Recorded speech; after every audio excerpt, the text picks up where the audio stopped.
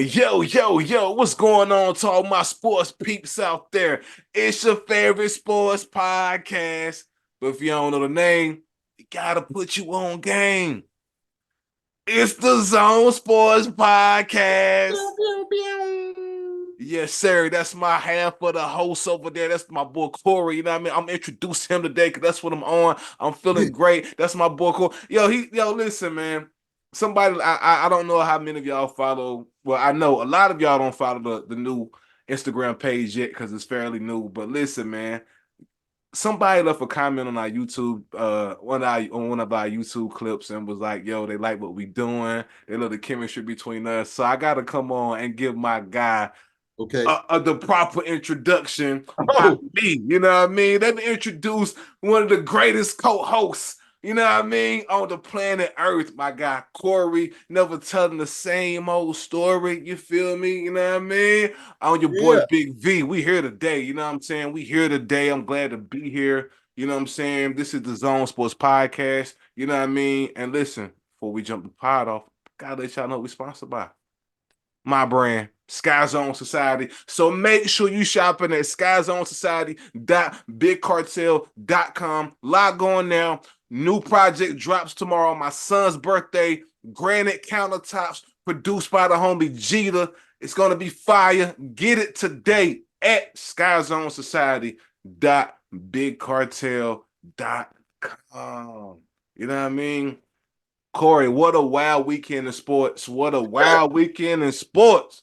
Oh my Man, goodness, man. Man, oh man. We got some things I ain't got on the docket. I might throw in there at you, you know what I mean? That I want your opinion on, you know what I mean? But before we do that, Corey, how we starting the show off, man? we got to do this whole what the hell, man, because Let's go. it's envisioned by you, Uh-huh. executed by me, co-sponsored by my baby girl, who just loves to just snatch on my Apple Watch and just rip it to shreds. And I don't know how that part works, but the Apple Watch is still here. Man, listen, you know, we both married, man. Mm-hmm. And we ain't been outside in a hot minute. Damn, that a burnt minute. You know, but one thing that I always found interesting is, when you go out on the first date, does it ever make it to a second one? Mm. Or is that first date so satisfying? You don't really need a second one. We're ready. Not necessarily wham bam, thank you, man, but just enough to know that I would like to move forward with you in whatever it is you want to call it. Just enough to move forward. You True. know, Common told me it don't take a whole day to recognize sunshine. It's either there or it ain't. And one thing that I find confusing about this whole deal is the Atlanta Falcons. Big V, I'm still getting news of the Atlanta Falcons conducting second interviews on multiple coaches. Now, let's be clear. Salute to Atlanta Falcons, but this ain't the Pittsburgh Steelers we're talking about, right? This isn't the New England Patriots we're talking about. Hell, this ain't the Dallas Cowboys we're talking about. The New York Giants. This isn't the premier blue blood of the NFL. It's just not. Okay, so let me get this straight. We got a second interview that's already been conducted with Jim Harbaugh. Now, if I'm Jim Harbaugh, the minute that you come to me and say you need a second interview, I'm out. I'm out. But not only was it a second interview with Jim Harbaugh, it's a second interview with Bill Belichick. Okay. Love him or hate him, if I'm big boy Billy Bill, I'm telling you to screw what you need to say. I'm sorry, by hook or by crook. Can you look at my fingers and see how many Super Bowl rings I got? Maybe outdated philosophy, maybe not. But a second interview. Oh, but we ain't done. Oh, we got more. We got more. My man Raheem Morris, not as decorated as Jim Harbaugh or Bill Belichick, but a very respectable candidate. Yeah, Right. I can maybe see you giving him a second one. And then we got another second interview with Panthers defensive coordinator Ejiro Avero. Never heard of him. But okay, you want to do that whole second interview with those guys? That's perfectly fine. Now, back when I was outside, met my now wife, and we went out. It wasn't even an official date. It was a hangout spot at a restaurant. borderline restaurant called Qdoba. Just serve like a little bit of Mexican food here and there. It's not really anywhere you take someone you want to impress. We was both hungry and we was like, oh, let's go out and grab a bite to eat. Now, I always tease her as it's been our first unofficial date. This was back in October of 2009. And so my wife, we sat and, it wasn't about the food. The food was fine. But me and my wife, man, we sat and talked for hours. That vibe Yeah. that I got from my wife, Yeah. I'm like, man, I kind of see what I need to see in the sense of, do I want to move forward with my wife? Do I want to, run this back? Is this something that we can explore to see if it's something greater there? We sat and talked for hours. And you know what really capped it, man? She was my upstairs neighbors at this apartment complex I used to stay at. I was her downstairs neighbor. And, dropped off. And she was like, hey, what you get ready to do now? Like 10 o'clock at night. I ain't gonna front. Your boy thought I was about to get lucky. I called my homeboy. I was like, hey, man, look. Check this out. I know he's supposed to hang out. I got something I might need to take care of, man. I'll get it to you another day. Click. And we're both huge Young and the Restless fans. They're showing Young and the Restless marathons. And so we sat there and we watched Y&R Young and the Restless until like 12, 1 o'clock in the morning. And your boy ain't get lucky in the sense of that happening, but your boy got lucky in the sense of the vibe that I got from this woman. Yeah, you was in your Victor Newman bag and she was Vicky. You feel me? I get it. Nikki, Nikki, my bag. Yeah, for sure. So, I'm like, man, look. But you know what? At that time, I had just got outside. I was literally inside with somebody else, about a month and a half ago. I'm fresh. I'm like, man, I'm going to run this thing back one more time before I go back inside. I said, you know what? I can't do it. It has nothing to do with her. It's me. I'm ready to go outside and do that one last run, Big V. But you know what? Her birthday was in November. We went out in October. My now wife was stuck in my head. Couldn't get out of my mind. And so I was like, man, let me do this right. Gave her a call, said, yo, I want to take you out on a date. Not taking no for an answer. We're going out on a date. Have not taken you out for your birthday. We're going to do this. Went to, now that's not there anymore, Macaroni Grill. Even bumped into Jill Scott. How crazy was that? Wow. But what was crazy was that I didn't learn anything more about her at Macaroni Grill that I didn't already knew at Qdoba. I knew she was dope. I knew my wife. I knew good and John Brown well that, yo, this need to be my lady. And I say, you know what? Forget being outside. I'm coming back inside. And then January the 23rd of 2010, we started an official relationship. Just had to just make sure before as the initial vibes. So Atlanta, what are you doing? You need to make somebody an offer. What are you waiting on? Christmas? You think? Time out, dog. Look, I'm thinking every time I see the Sports Center ticker that Atlanta has made an offer, they ain't making no offer. They sitting up here conducting the interview. You know what, Big V? I went on a second interview with one of my old jobs, and I thought it was the most useless thing and the biggest time known to man or woman. You sit here, you have this interview, and you're happy to get the interview because I needed the job. And it's like, yeah, I knocked it out the park. And I'm not talking about these little pre-screening on the phone. I'm talking about like I got in my car, suited and booted, had the interview, knocked it out the park. You don't hear anything else for 2 weeks. They say, hey, we want to bring you back in for a second one. I'm like, okay, well, that's fine. I'm in the mix, but it's like, I'm not even interviewing with the same people that I interviewed with on the first interview. So, and it's like, I ain't gonna really say anything different that I didn't say in the first interview. What the hell are we doing here? Atlanta Falcons, y'all screwing around with Jim Harbaugh or Bill Belichick. The next thing I need to hear from Adam Schefter is that y'all made an offer to one of these guys. Now, if they turn it down, it is what it is. But what, it's going to be a third interview? Atlanta Falcons, what the hell are y'all doing? I can't. Yo, asking Bill Belichick and Jim Harbaugh to come back for a second interview is insane and trash. Second interviews on any level are trash.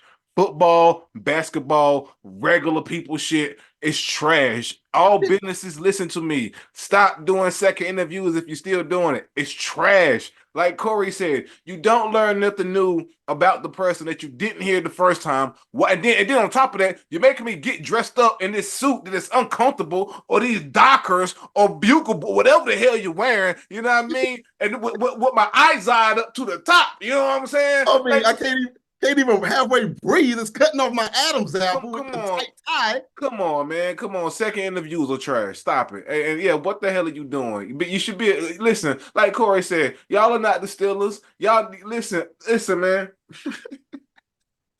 Listen, salute to the Falcons. So listen, salute to the Falcons. All right. But knock it off. Like, listen, who the hell do y'all think y'all are? Hey, yo, And we're gonna do a second interview. Yeah. I almost want to say y'all not a first class organization, but it may be going a bit far. But when you ask Bill Belichick to come back, you give off not a first class organization vibe. I'm sorry. Like when I first heard that y'all were interviewing him, I quite frankly thought it was no need to interview anybody else. That's what I thought. But here y'all are, second, third, and again, I know the Rooney Rule. I got you. No Yeah, doubt. No I give doubt. you that. No I doubt. give you that. But come on, second interviewing for Jim Harbaugh and just Bill Belichick alone, fam. Y'all gotta stop it, man. Corey, they gotta knock it off, man. They do. They do. Man, yo, come on, man. We're gonna switch gears and jump into some NBA though, Corey. Ladies Woo. and gentlemen, some fire news came out of the NBA yesterday. Lord, man. If you didn't hear, you know what I mean, been under a rock. Milwaukee Bucks fired Adrian Griffin. And today, to this day, my Deontay Wilder voice, salute Deontay Wilder. And this day, they hired Doc Rivers. Yes, I know. Yeah. Doc Rivers, the one that be calling the games. Yes, they bought him back, ladies and gentlemen. He is now the head coach of the Milwaukee Bucks. Corey, what are your thoughts right now on this hiring, Corey? I think the whole thing is ridiculous. The whole thing is ridiculous. Look, man, you're number 2 in the East.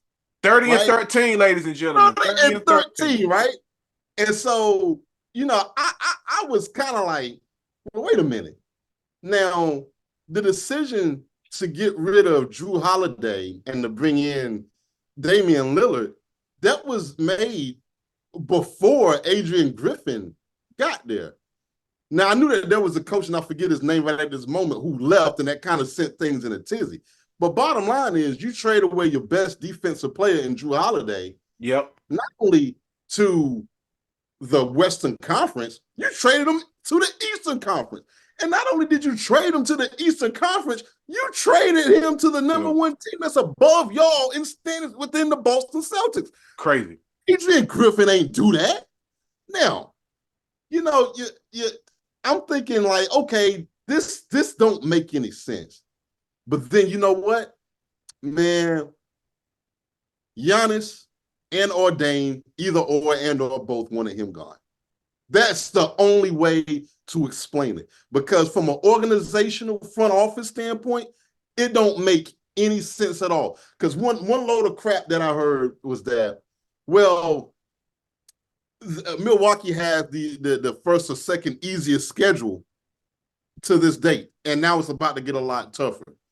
And I'm like, well, okay, all right, that's fine, whatever. They don't make this. Adrian Griffin didn't make the schedule either, and we wanted a more experienced coach to tack on the tougher part of the schedule.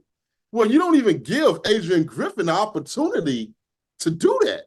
Now, when I say front office, I'm throwing Dame Lillard, who is a leader, and I'm throwing Giannis in there as a leader. He's part of the front office smoke too. So you're not going to even give him a fair shake to do it? Well, you know what, Corey? But when David Black coached Cleveland, LeBron James got him up out of there. Yeah, okay. I got you. Okay, that's a fair point. But that's LeBron James, right? What I'm not understanding is that you get rid of Adrian Griffin to bring in Doc Rivers. And I love Doc Rivers. I think he's a great coach.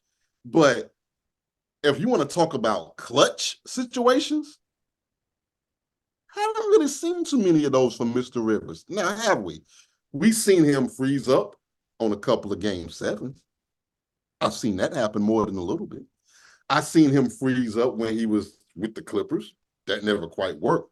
So I'm saying this.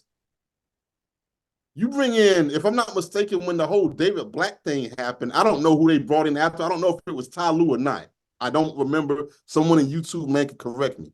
But Ty Lue and Doc Rivers, I I'm just not sure that I agree with that move for who you got. Now I can see if Phil Jackson is rolling through that daggone door.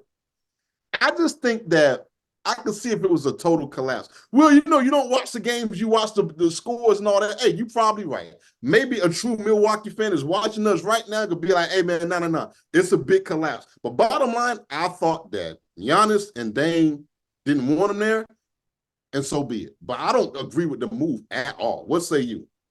At first, you know, I was blown away. I was like you, like, yo, I don't understand. You know, they're 30-13, second in the East. I mean, you fire him midway the season at 43 games in. This is crazy. But I got a timeline of things that have happened Okay. here. Here it says that over the past few weeks or so, red flags such as the assistant coach that you talked about, Terry Stotts, walked off the Terry job. Stotts. He Okay. walked off the job after a little tidbit with Adrian. Okay. Then like 4 games in, they said that like you said that the players had a problem with him. Mainly his defensive schemes is what I'm hearing. You know what I Okay. mean? They didn't like the way he was, you know, changing the defensive schemes that were working. And I'm hearing too that um you know, Griffin and, you know, leading to what you were saying, Griffin and Greek Freak and Dame really didn't see eye to eye, you know, this whole time. So if At your the star 19 if your star players aren't seeing eye to eye with the coach, like you said, man, they're gonna get them up out of here. Similar to what happened with David Blatt and LeBron. Um, LeBron and the Greek Freak and Dame, they kind of have the same kind of pull now that, yo, I can get you up out of here if I really want you up out of here. And Oh yeah. you know, if it's not working, he got to go. You know what I mean? I stand with the players, man. If this isn't working and this is causing rift in the locker room and we're not winning the games that we were supposed, because I've watched Milwaukee, you know, on the league pass. Some games that they've lost, I didn't know. Sometimes they just look not there. Like I didn't know what was going on. So this kind of makes a little bit more sense. You know, salute to Doc Rivers on getting the job and getting back into the coaching ring, man. Salute to him. Yeah. I think that, you know, if you're management, you do have to be careful with this. And you bring up some very valid points. My thing is just be careful because I'm quite sure they had to initially sign off on Adrian Griffin being there as well. That's a fact. Yep. And so now you're saying Doc Rivers, that don't work out. That you know, I think somebody, and I get it. Look, this is the way. It's easier said than done. This ain't high school basketball. This ain't college basketball. The stars do run the show, but you know, if whoever the owner is, I hope you was like, hey, yo, all right, we're gonna do you this one solid. Now, this is gonna be your guy moving forward. Now, if it don't work out, I'm taking over the reins of coaching, not coaching, but selecting a coach or the GM putting that in place because you start letting the players run it, man.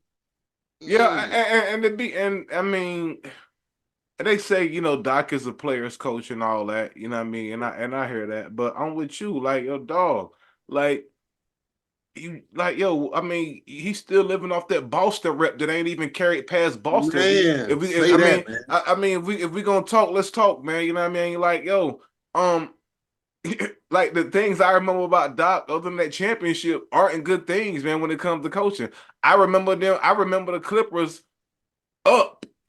I mean, up. Who was on the Warriors 3-1 and came back and 3-1. lost and 3-1. and He got lost several of those 3-1s and that he lost. lost. That's crazy. You was up on the Warriors 3-1 and then y'all got y'all boots smoked. That's when James Harden was James Harden. Facts. You know what I mean? That's when James Harden was James Harden. You know what I mean? That's when Chris Paul was Chris Paul. That's when a Yeah. lot of people was a lot of people. Like that's when the league was different. It was a different league. That's when Steph was Steph. That's when Clay was Clayer. You know what I Yes. mean? Like Yeah. that's when everybody was cooking, is what I mean. So you had the weapons. You had Lob City and lost it. You had DeAndre when DeAndre was DeAndre. See what I'm saying? Yeah. It was a Yep. different time, man. It was a different time, man. But we're gonna see how it panned out. You know what I mean? I rest my case. We're gonna see, Yeah. man. Let's keep it NBA, man. Yesterday, you know what I mean, on 123. Mm. 123, Corey, yesterday was the anniversary of Kobe scoring 81 points, Corey. Yeah. Man, oh man, Corey. What a time to be alive. Ladies and gentlemen, if you weren't there, I don't know what to tell you. Y'all know how we feel about Kobe on this podcast. And somebody, posted a clip yesterday of all 81 baskets scored. Mm. And I watched it, Corey. It was a bad man. He was a bad man. 81 points, 3/4. I'm gonna say I it don't again. care who you playing against. That's crazy. 81 points in 3/4, Corey. And what the beauty of yesterday, of it being an anniversary was Joel Embiid scored 70 points yesterday. It's crazy. I don't care who it's against. That's crazy. That is crazy.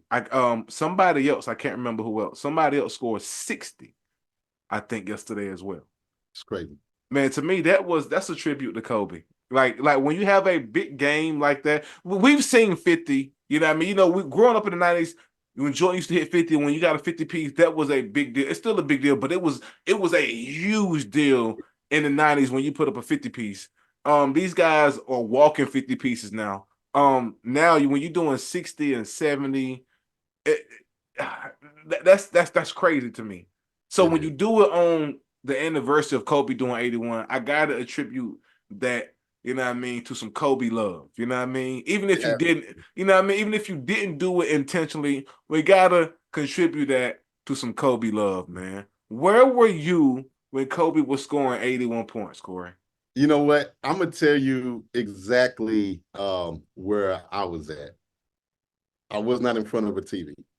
Okay. Same. Was not in front of a TV.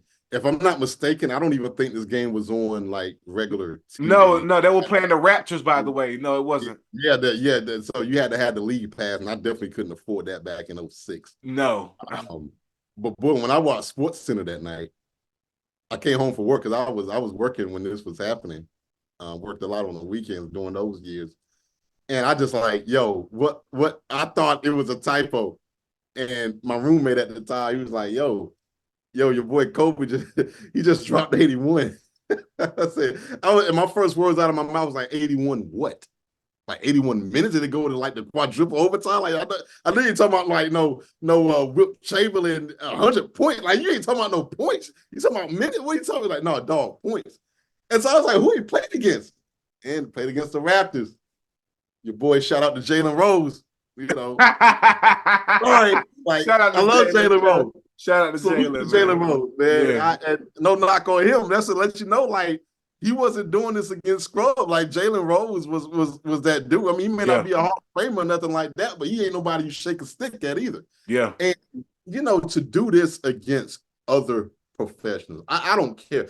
If you are a league pass subscriber, it's real easy to get lost on a Tuesday night when you just stated, oh, Joel Embiid dropped 70, somebody else dropped 60. No, these lower tier teams, even the likes of your San Antonios or your Detroits, yes, against other NBA players, yes, they look mediocre, bottom of the barrel. You put any of those guys individually on the average cat one-on-one, they will light you up. They didn't get to the NBA by accident. They just didn't. These are still maybe not the creme de la creme, but these are still good. You have to be good to even get in the NBA and not to just be bouncing back and forth on a 10-day two-way contracts or the G League. Yeah. Like, to do this against someone else who does this for a living, it is insane. It is insane. And salute to, I think that was Mamba shining down saying, hey, man, okay, my sons, Yep. drop some of that Black Mamba potion and we're going to make it lit. What say you, man? Was you able to see the game? Like, Nah, I didn't catch it live. I was at work. I remember being at UPS and everybody telling me, because everybody knows how much I love Kobe. Yo, you seen Kobe went for 81? I'm like, I said 81 what? He did what? Keep in mind, the most I ever seen score in my lifetime, I think I saw Jordan score. Did he do 72? I don't know. I know he got 60. I don't remember if it was 70. He did. I know he got 60 or 62 a few times. No, he did 63 in the Garden. That's a fact. 63. Okay. You know what I mean? But he's the guy that I ever seen score the most points, regardless, ever. So I never thought it could get more than MJ, let alone I know that, people are going to say, well, you don't forget about Wilt. You know what I mean? I'm just speaking on the shot clock era. You know what I mean? Before Wilt. You know what I mean? I never thought in the shot clock era I would see somebody outscore Michael Jordan, let alone that's crazy. Damn near 90 points. That's crazy. That is insane. And then you sit the fourth? Right. You know, it almost reminds me of the time where Klay Thompson, if I'm not mistaken, he got like 60 a few years ago in 3 quarters. Like, you gotta understand, it's always been 12 minutes a quarter. Yeah. That changed. Like, and the thing about these games, the reason why I really haven't seen a lot of them, because a lot of them aren't marquee matchups. So you're not really it's not like, oh, I'm gonna tune in. Just like I couldn't even like the Philadelphia and San Antonio game where Embiid dropped 70. You're not like, I mean, if it's on, you may flip to it real quick, but you ain't like, yo, it ain't a point of view. And that's how I miss a lot of this stuff now. And it's just like, man, I need to wake up and I need to just start just getting back on my NBA junkie type vibe because I miss stuff like this. But see, that be me personally, I tune into those games. Like with League Pass, I just hit play. Let me see what's going on over here. All right. Oh, this is all right. You know what I mean? This is all right. I be catching some of them games, Corey. I ain't gonna lie. I like some of them. Yeah, definitely, man. Listen, let's take it back a bit on some NBA type. You know what I mean? Let's talk about dunks, Corey. Listen, man. Yeah. Y'all know how we do on these topics, baby. I'm coming with that fire pause. You know what I mean? Like, listen. Let's take it back to the 90s. You know what I mean? And let's talk about these moments right here. You know what I mean? 2 iconic moments. 2 iconic dunks. I got to know your opinion, Corey. Who had the better dunk? Was it Pippen over Ewing in the 1998 playoffs that was? Yeah. Or was it Chris Webber over Charles Barkley, Corey? Who had the better dunk in your opinion, man? You know what? I'm gonna stay true to the question. Yeah. Okay. So, folks of the Zone Land, the show notes, Big V has which dunk is uglier. Uglier, yeah. That's what I said. And when I think of uglier, yeah. Who had which one was uglier, Corey? The proud recipient of that dunk, of that said dunk, who just basically got shitted on. Yeah. And when I started thinking of it in those terms, it made the answer a smidge easier. Let me tell you something, man. That Scottie Pippen dunk over Patrick Ewing. Well, I'm talking about my man nuts is in his face after the dunk. It was demoralizing. I felt bad. I felt bad for Patrick Ewing because Patrick Ewing is a great guy. Like, I don't know the man personally, but he ain't deserved that, Big V. He did. I went back and I watched the Chris Webber behind the back dunk on Barkley, and that was tough. That wasn't nothing like. He went behind the back on him, Corey. Behind the back, but Scottie Pippen dub sack was in Patrick Ewing's face. after that dunk. And then he just kind of had to stare down after, Chris Webber, he kind of did this thing. He was a rookie, kind of did, and then kind of just went back. That was demoralizing what Scottie Pippen did. Like, to me, Patrick Ewing would have had every right to just fly the face off of Scottie Pippen. I'm talking about, like, if I would have heard at the end of the game that Scottie Pippen got murdered by Patrick Ewing, literally with a gun, I would have been like, I understood that because you ain't see that dunk, right? That dunk was horrendously fire, ugly, and disrespectful all at the same time. It's the dub sacks. He got the dub sack in Ewing's face. I mean, Ewing is on the ground looking up.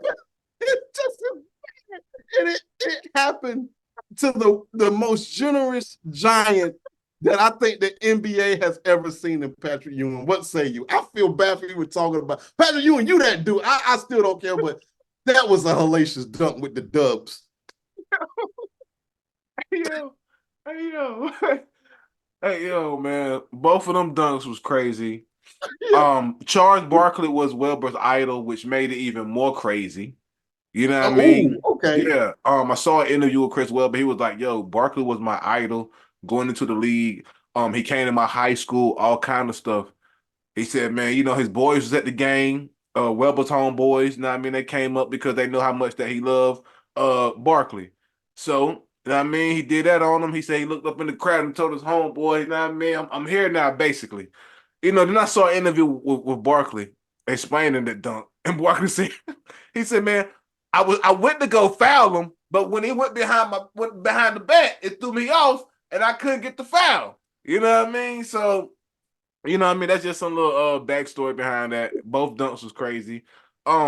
The Pippen joint though, what was so impressive though, he did that off the bounce pass, Corey. That was a bounce pass he caught that off of, man. He didn't, it wasn't just a straight chest, he caught it in the motion. He caught it off the bounce and rose up off the bounce. And then, he dunked it. Then if you pay attention a little bit more, he give him a little shove, you know what I'm saying, at the end, and then he put his balls over his nose. You know what I mean? While he looking at Ewing, you know what I'm saying? Like, or as Corey would say, his dub sack. He put his dub sack over his nose after he dunked, then gave him a little shove, hold the dub sack over him, and then kind of straddly, if you will, straddly walks over him while Ewing is pushing him from the balls up. You know what I mean? That's exactly what happened. And then what makes matters worse, Pippen goes over and talks shit to Spike Lee. Boy, man, listen, it's no question. Pippen had the uglier dunk. Not hands down like 730, my G. What? Are you kidding me, dog? That dunk in the playoffs was insane. The one-hander forcing him over, because I gotta be clear. People think that the Iverson step over on Lou was iconic. Yeah. No, my friends. It was iconic, but no. The dub set over Ewing's nose is way more iconic to me in my lifetime than the step over on Ty Lue by Iverson. Dog, he forcibly dunked over him, pushed him a little bit, talked shit with his balls over his face, while Ewing pushes his nutsack from over him, and then Scotty gets teed up. Scotty caught a tech for that too. Man, there's no question, man. Yo, Scottie Pippen, salute. Patrick Ewing, salute. But man, I'm sorry you had to be a part of that, man. I'm so sorry that's part of your legacy. Man. Wish it could have happened like to a jerk. Patrick Ewing's a cool dude, man. Hey, man, but I look at that as a little payback for that John Starks baseline shit that he pulled the year before that. When John, you know what I mean? When Mike tried not to get caught in that poster, how Mike thought about this. I don't know about that. If you go back and look, when John went baseline, Jordan was there. He thought, then but Jordan, you still part of that John Starks poster, no matter what, my G. You are. Oh yeah, You yeah. are. You are. You are. I got another one next week, boy. I can't wait. Boy, I cannot wait to pull this one out. Pause. Another one. Another which dunk was uglier. Boy. Boy, we're gonna continue this, man. Yes, sir, Good. man. Shout out to everybody that be tuning in to the Zone Sports Podcast. Whether you're watching the whole joint on YouTube or catching the clips, you know what I mean, the shorts, whatever you doing, man, we appreciate the support. Follow the team, you know what I mean, at the Zone Sports Podcast on Instagram. You know what I mean? And stay tuned. We got a lot of good things coming, pause. I promise y'all. I promise. Corey, I appreciate you so much, my G. You know what I No mean? doubt, brother. Thank you for tapping in each and every week, you know what I mean, and doing this thing with me. Shout out to everybody that be tuning in each and every week. We appreciate y'all as usual, man. But yo, y'all know how we end this thing, right? Stay away from Peace. the dub sacks. Oh.